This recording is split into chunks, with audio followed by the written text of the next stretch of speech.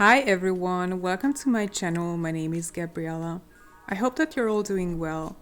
Today's video is finally part 2 of my block comparison video that was supposed to come out last September at some point, but I just never got around to it. These type of comparison videos usually take more time and effort to make than an average speed paint video that I will typically post on my channel, so it does require some extra planning. I will typically post 2 or 3 of these types of videos per year on my channel, and this is one of them.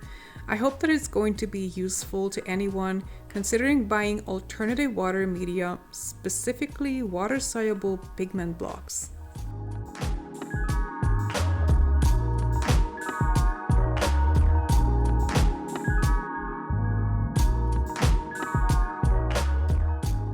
It's difficult to choose the ideal paper for a fair comparison, as I would normally pick different papers for each of these media, but I decided to go with bamboo mixed media paper by Hahnemuhle, which is sort of a decent yet affordable all-rounder that works really well with a number of art supplies.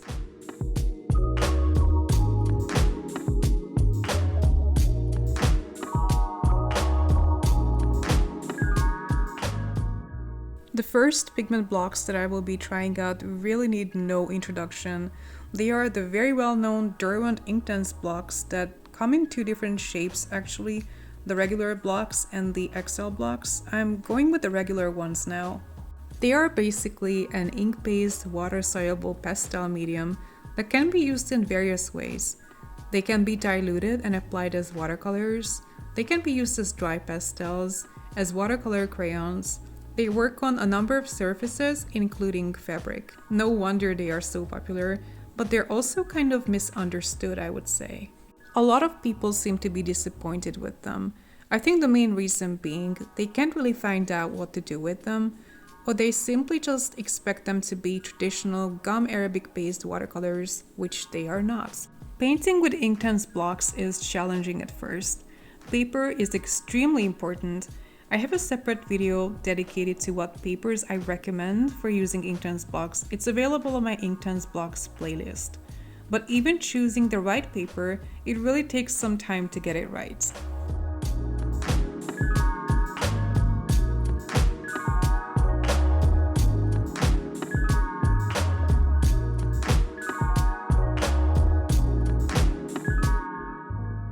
One of the things to deal with is almost every Inktense blocks painting has an ugly face, especially when you're not using 100% cotton watercolor paper, and I'm purposefully not doing that here. This medium is made out of ink and a chalk-like water-soluble binder that may occasionally look chalky, especially on cheap paper.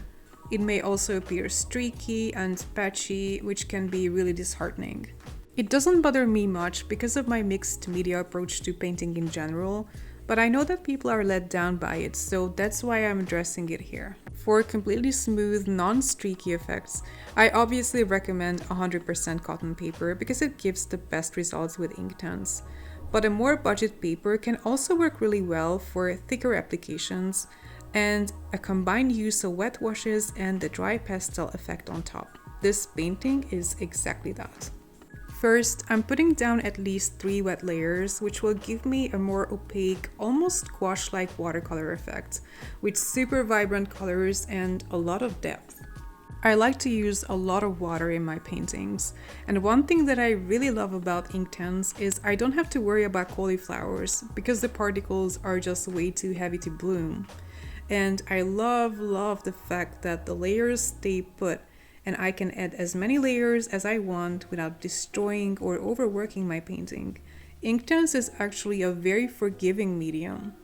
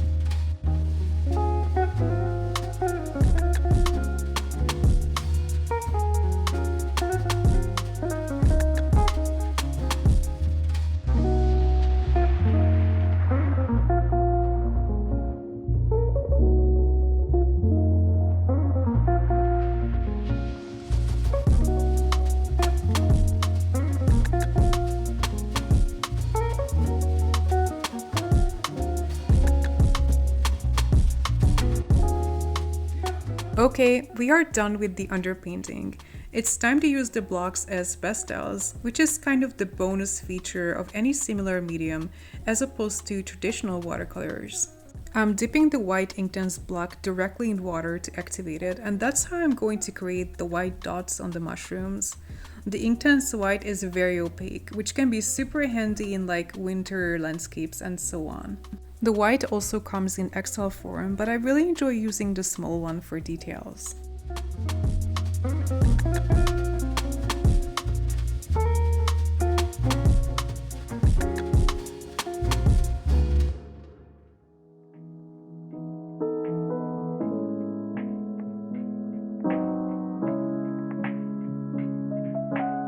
At this stage, I'm slowly switching to using the blocks completely dry, as I would draw with chalk pastels on top of gouache or watercolors.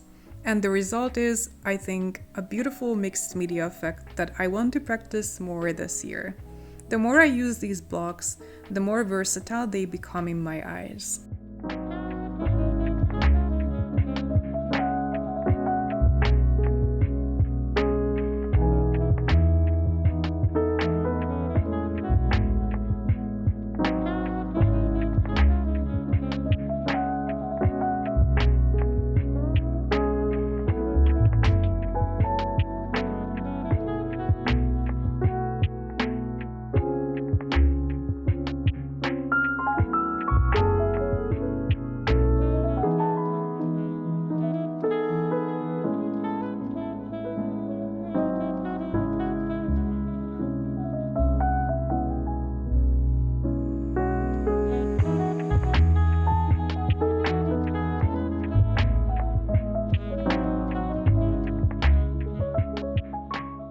It's time to move on to the second one, which is going to be the Artgraph Viarco Tailor Shapes painting.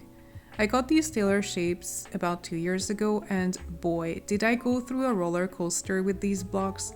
My initial impression in the first couple weeks of using them was love at first sight.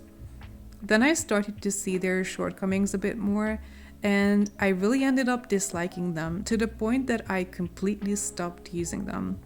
Now I'm in a phase of rediscovering them and loving and appreciating them for what they are. But let's compare them to the Inktense blocks first, because I think a lot of people would automatically put them side by side. In my opinion, they are quite different from Inktense in every way possible. First thing first, if the grainy and streaky ugly face of Inktense bothers you, you don't have to worry about any of that here. The Artgraph blocks are completely smooth, kind of like gouache. At the same time, they dilute really well like watercolors and have an incredible flow that is really unexpected from a heavier medium like this one.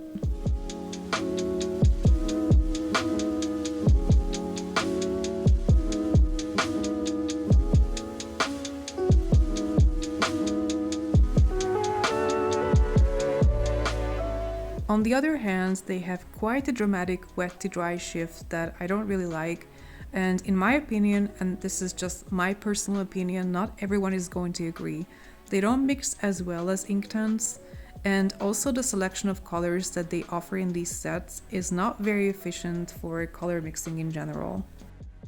For instance, I feel that the 12 count XL Inktense block set that I used in some of my videos recently is more versatile when it comes to color mixing and painting with a limited palette. The Artgraph blocks have an overall muted feel to them, good for autumn and winter themes, not so much for brighter themes like spring and summer paintings.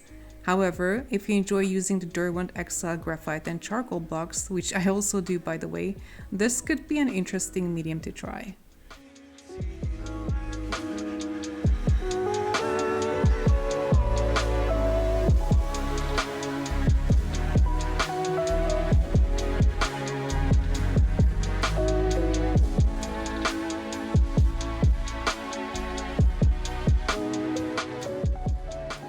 Much like Inktense, the Artgraph blocks also layer remarkably well and can be built up gradually without any problem.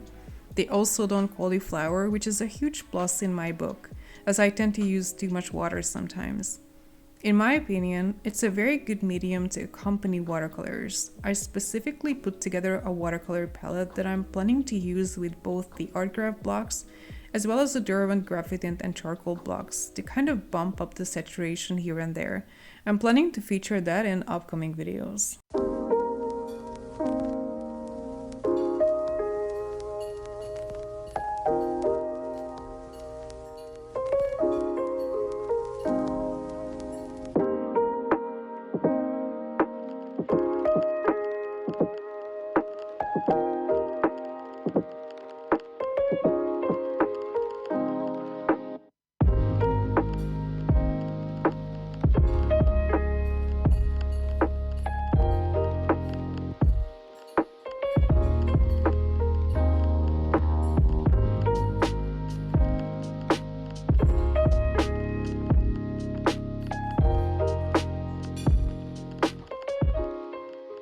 Another thing that I wanted to mention is that these blocks are by far the priciest blocks that I own.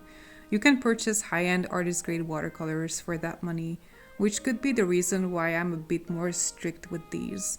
I know prices differ in every country and art supplies can become massively expensive due to shipping and import fees only, but these Artgraph blocks are very pricey for me, and because of the mixed feelings that I have, I'm hesitant to repurchase them in the future in case I ever run out of them. But like I said, I'm currently on a path of rediscovering them and learning to appreciate them, so ask me again a year from now.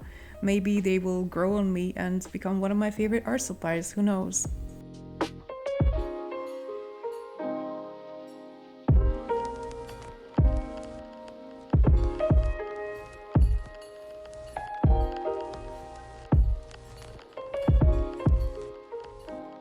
If you consider giving them a try, I would say the primary set is a hard skip from me, but the black and white set is insanely beautiful.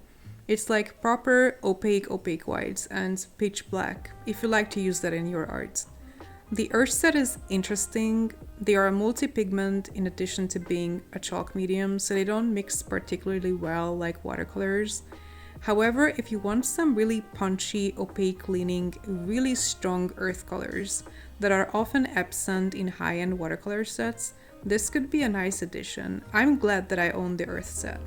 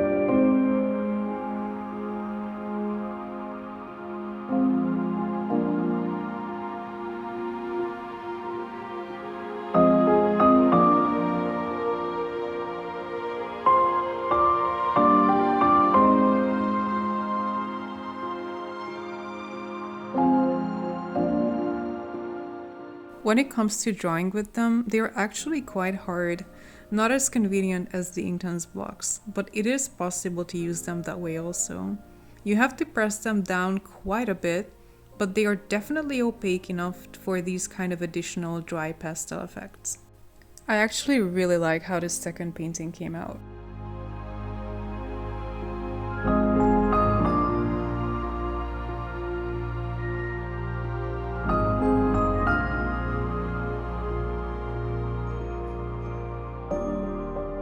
The last product in our comparison video is the Aqua Briques set by Cretacolor, an Austrian company that I love for their colored pencils.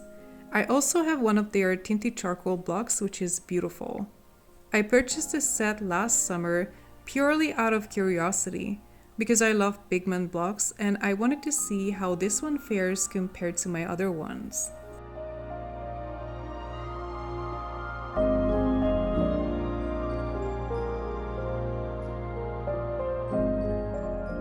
It's a very limited palette, probably not ideal for a lot of mixing or like realistic paintings. I would say these are some really vibrant, almost ink-like colors that would go really well in an art journal or a mixed media piece that requires a single layer of vibrant underpainting. If I have to describe how they feel when I paint with them, it's basically diluted wax crayons, like Stabilo woodies or neocolors, with like a visible waxiness on the paper. You know that you're painting with crayons. It has its pros and cons, again, just depends what you look for in an art supply.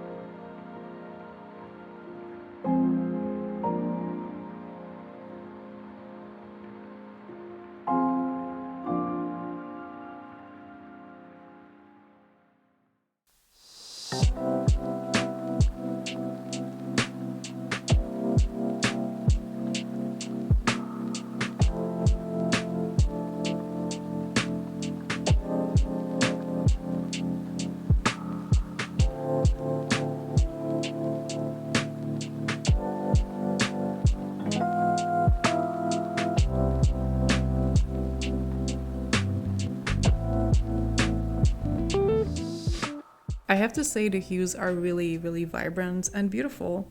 Probably the polar opposite of the Artgraph blocks in terms of saturation.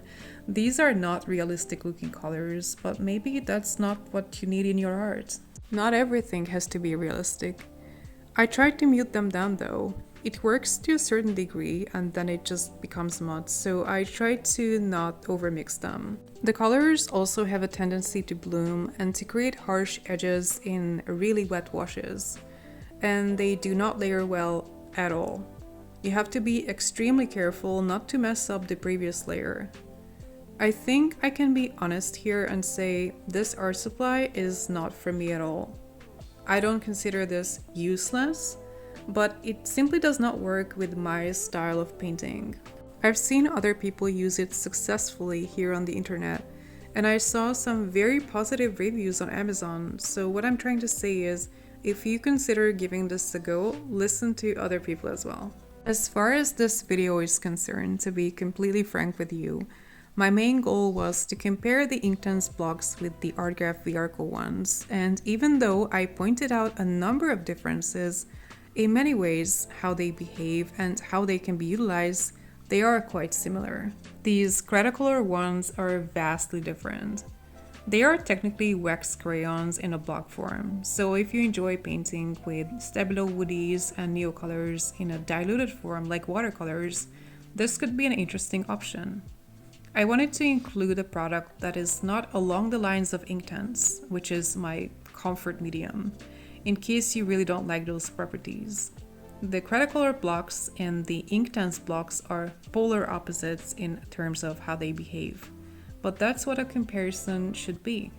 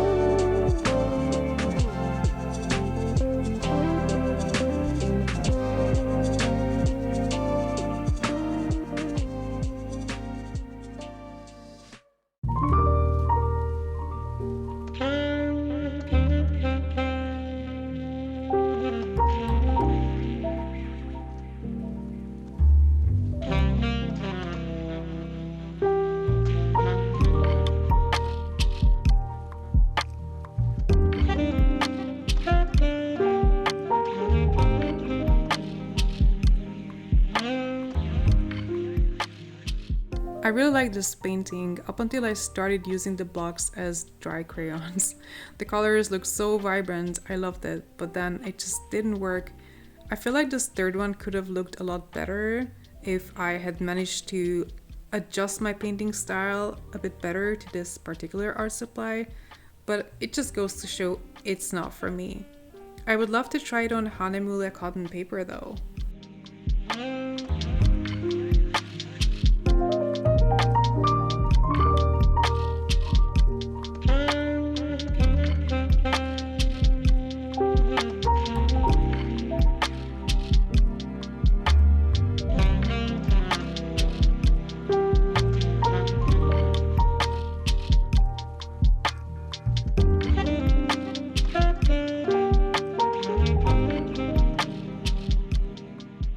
So which one is your favorite?